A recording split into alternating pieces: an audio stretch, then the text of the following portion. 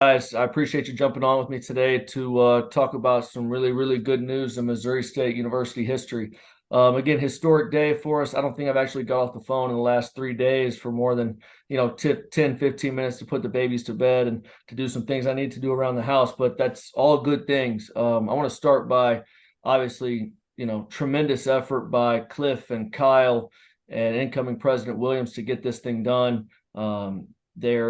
Kyle ended his press conference with "Be bold." I couldn't agree more. This is an interesting time in college sports, and we chose to go on the offensive and make a great move for Missouri State in general, and especially for Missouri State football. We'll be able to play at the highest level, and everyone in our organization is excited to get that rolling.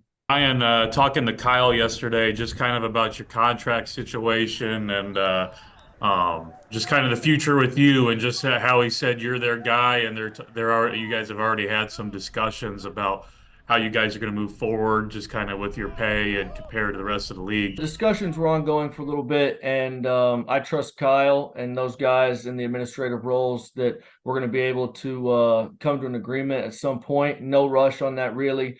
I love Missouri State. I love Springfield. My family is happy here. We believe in what we're building. I believe that the foundation is set and continuing to, grow every single day at Missouri State football. I like the people that are involved with our staff and the people that we've put around our players. And I hope that, again, that we can do this thing right, and I can be here with my family for a long time, win a bunch of football games here in Springfield, Missouri. How long have you known? There's been talk about it for a few months, but again, I kind of knew. I think we had Rick? It was a all campus communication about 45 minutes before the release, About and 8:45 on Friday. about 8:45, and then 9 o'clock once it actually went out.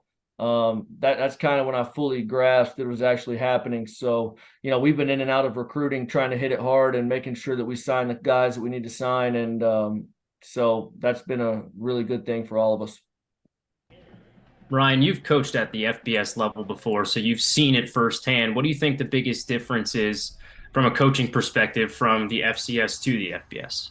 Yeah, I think as everyone that's been around our university and has seen, football is a little different at Missouri State infrastructure wise. We need to make sure that we catch up in a hurry with our facilities and the things that we put around our student athletes to make sure that they have everything that they need to be successful.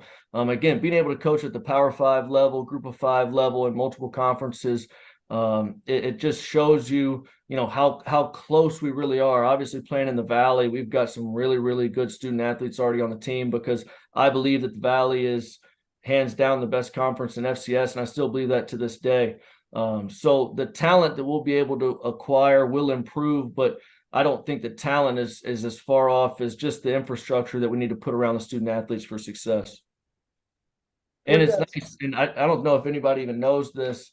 I was excited to talk to you guys. As a player, I was in a transition. I was the first D1 signing class at Western Kentucky, so we had our 2-year penalty. We did all that. And then, had a few years of growing pains, and, now Western Kentucky is one of the prolific teams in the conference we get to go play in. Is there that big of a difference between the skill at the high CS level as opposed to the FBS level that you're moving to? Sure, I don't think there's a ton at the, like you said, at the very top. I don't think there's a ton. I mean, obviously South Dakota State, I think they would have gone to really any G5 conference and had a good season. They have a tremendous team. They have tremendous coaches. And when you go up there, their facilities are like the Taj Mahal. I get why players want to play there till they're 26, 27 years old. It makes sense to me. So again, I don't think a ton of trouble being able to acquire that kind of talent. Because again, you've seen the uptick in interest just on the last 3 days from the time we put it out that we're going to FBS. You have a different type of guy that's calling you saying, "Hey, coach, I'm interested. Let's talk," and that's good for everybody. Just going through your experience being like that, and how you're going to sell it to these students when these next 2 years are going to be no postseason reward. Yeah, Wyatt, it's going to be challenging. I mean, that's as a coach, that's probably the biggest thing we need to wrap our arms around, and it starts with recruiting. true competitors, you don't need a trophy to put up on the wall. You don't need, somebody to pat you on the back and put you in the playoffs. Getting great film for the NFL, being in a place that loves you, cares about you, develops you the way you want to be developed, still the ability to earn a meaningful degree. All of those things are still at play. And I think that our guys will be able to wrap their arms around that and understand that just because we can't make a playoff appearance doesn't mean that we can't have a great season. As individuals, we can't go out and put up great numbers and have great film for, their futures down the road. So do you have 22 new scholarships now? Just how do you go about adding and just trying to build up and get ready for 2 years from now?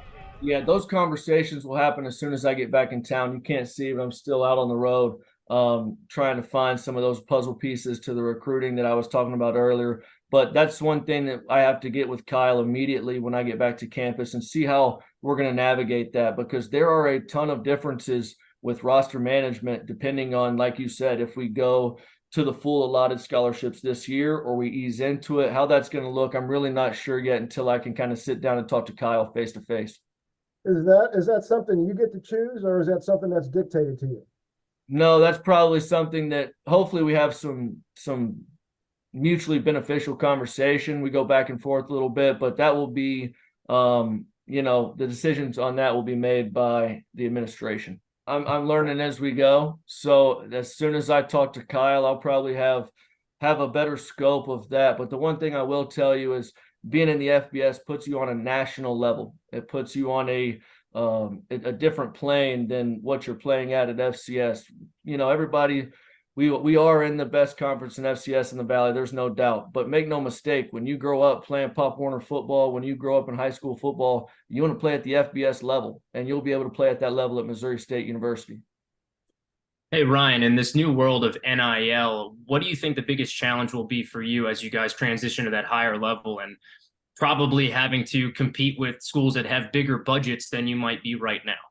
Sure. Ideally, as we talked about, there will be a national level of exposure when you're associated with Missouri State football. And I think that will help different corporations around this region of the country, around the state, wrap their arms more about the Missouri State Bears football program and kind of what we're trying to build here. Because again, you want mutually beneficial relationships. Everybody kind of hates on the weekday games. I love a weekday game because if your family and your friends can't be in the stadium, I would much rather them watch us on national TV, not, a place where they have to Google on the dark web where to pull up our broadcast or what that is. You're playing on real TV. You're playing on what the channels that everybody gets at any part of the country.